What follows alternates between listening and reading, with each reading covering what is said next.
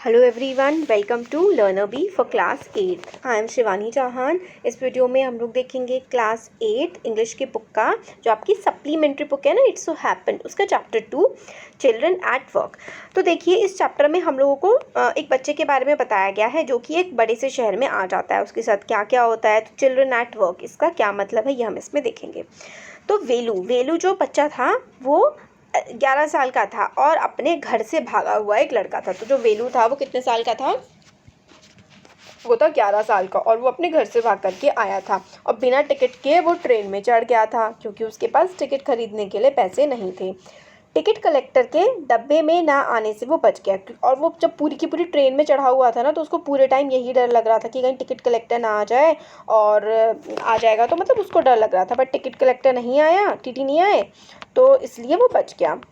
अब चेन्नई सेंट्रल पर उतरा। चेन्नई सेंट्रल मतलब जो रेलवे स्टेशन होता है चेन्नई का, चेन्नई सेंट्रल नाम उसका, तो वहाँ पर वो उतर गया। डर के कारण उसकी टांगें ऐसे काँप रही थी जैसे अभी भी वह चलती गाड़ी में था। तो डर भी लग रहा था, और वो इतनी ज़्यादा देर से वो ट्रेन में था, इतनी ज़्यादा टाइम से उसकी टांगें हिल रही थी, तो उसको लग रहा था कि वो अभी भी ट्रेन में ही है।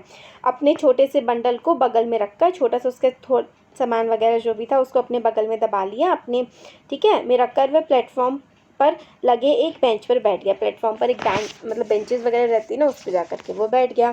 2 दिनों से उसने मूंगफली और गुड़ के एक टुकड़े के अलावा कुछ भी नहीं खाया था। तो 2 दिन से उसने ऑलमोस्ट कुछ भी खाना नहीं खाया था।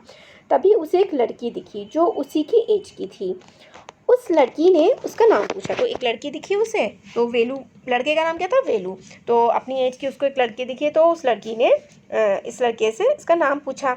लड़की समझ गई थी कि वेलू जो है ना, वो अपने घर से भाग कर आया है। ठीक है, देखिए लड़की जो है ये समझ गई थी कि ये जो बच्चा है ना वेलू, ये अपने घर से भाग करके आया हुआ है।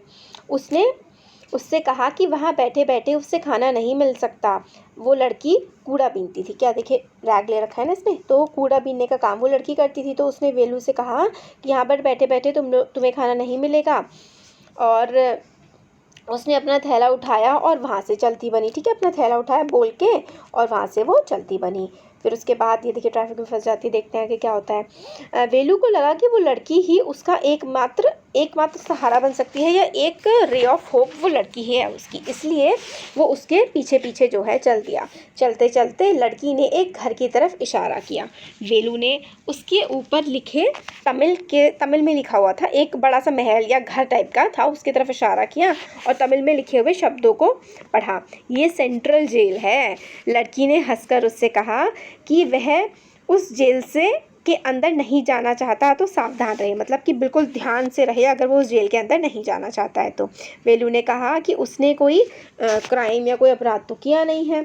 ठीक है, फिर चलते चलते एक और इमारत टाइप की वहाँ पे उनको दिखी, श्री राजराजेश्वरी प्रसन्नता कल्याण मंडपम। इसके पास जाकर के वो रुक गए। ठीक है, वेलू ने जो काफ़ी बड़ा सा हॉल था उसके अंदर लोगों की भीड़ देखी। तो वो क्या था, वो एक बैंक्वेट हॉल था। ठीक है, वेलू ने उसके उधर लोगों की भीड़ देखी। उसने लड़की से पूछा कि क्या वो दोनों वहाँ खाना खाने जा रहे हैं। ठीक है, तो उसने जब भीड़ देखी, बैंक्वेट हॉल सा था, तो वहाँ पर उसने लड़की से पूछा कि क्या वो दोनों वहाँ पर खाना खाने जा रहे हैं।